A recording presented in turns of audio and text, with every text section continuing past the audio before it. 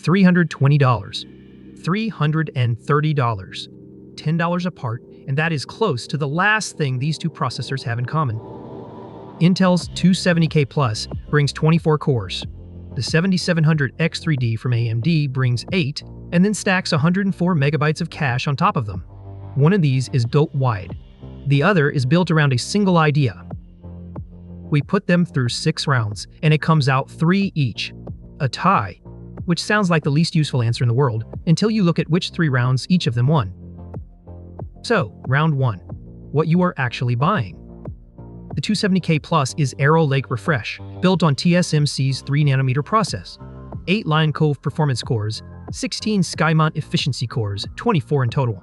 The performance cores boost to 5.4 GHz, there is 76 megabytes of cache, and 125-watt design power that stretches to 250 watts when it wants to.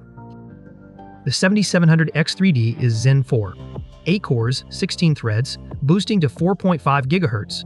That is 900 MHz slower than the Intel chip, but it carries 104 megabytes of total cache, including 64 megabytes of vertically stacked 3D V-cache inside a 162-watt package power budget.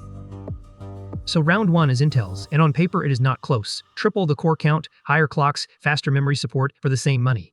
AMD has the better platform. Intel has the better chip. Round 2 is gaming, tested at 1080p on an RTX 5090, so the graphics card never becomes the thing holding either of them back. Across a 16-game geometric mean the 7700X3D averages 174.3 frames per second, and the 270K Plus averages 165.6. Call it 5%. On the 1% lows, the numbers that decide whether a game actually feels smooth, it is 118 against 115. Close enough to ignore. But the average is hiding something. In the games that live or die on memory latency, the stacked cache is not a 5% story at all. Minecraft with ray tracing 144.5 frames per second on AMD against 89.7 on Intel, a 61% gap. F1 2024 gains 30%. Final Fantasy XIV another 22. And even Counter-Strike 2, already past 600 frames, picks up another 7. Intel does win games, and when it does, the margins are the polite kind. Hogwarts Legacy by 9%. The Last of Us Part 1 by 6. Spider-Man 2 hands it another 5. And in a lot of modern titles, it is simply a coin flip.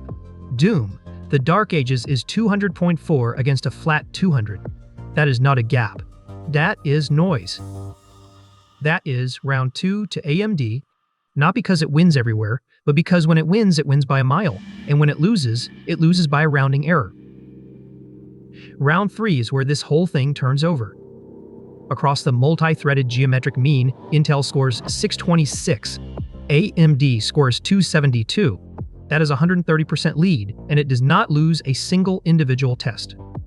Cinebench 2024, multi-core 2005-9 against 1065, PO V-Ray 170% ahead.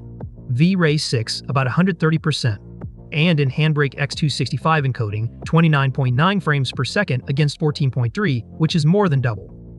Single-threaded is the same story in smaller numbers, 278 against 195, so 42%. 16 extra cores do exactly what 16 extra cores do. Intel takes round 3, and it is the most lopsided of the 6. Round 4, overclocking, and this one is short. The 270K Plus is a fully unlocked K-series part, unlocked multiplier, per-core voltage control, Intel's XTU tuning software, and Arrow Lake Refresh now ships a 900 MHz die-to-die bump and a 400 MHz fabric increase as standard. The 7700X3D has a locked multiplier. You get Precision Boost Overdrive 2 and Curve Optimizer, and the thermal sensitivity of the stacked cache limits how far that gets you anyway. So Intel takes round 4 more or less by default. Whether that is worth anything to you is a completely separate question. Round 5 is the one that should change your mind about round 3.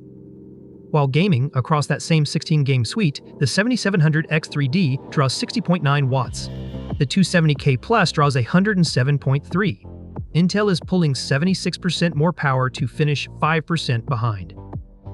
Put those two together and you get the number that actually matters. 2.86 frames per second per watt for AMD, 1.54 for Intel, That is 86% more efficient at the same job. Under a full encode, it gets starker. In Handbrake X265, Intel averages 226 watts to AMD's 72. A VP9 encode, 184 watts against 65. Even Y-Cruncher on a single thread pulls 55 watts against 32. Plain YouTube, 38 watts against 22. Sitting completely idle, 29 watts against 19. There is a fair counterpoint here, and it matters. Intel finishes the work far sooner. In Blender's classroom scene, the 270K Plus delivers roughly 135 samples per minute against AMD's 60. And in LinPack, it reaches over 850 gigaflops for about 11 watt-hours, where AMD manages 340 for 10. On that kind of workload, Intel is the more efficient chip.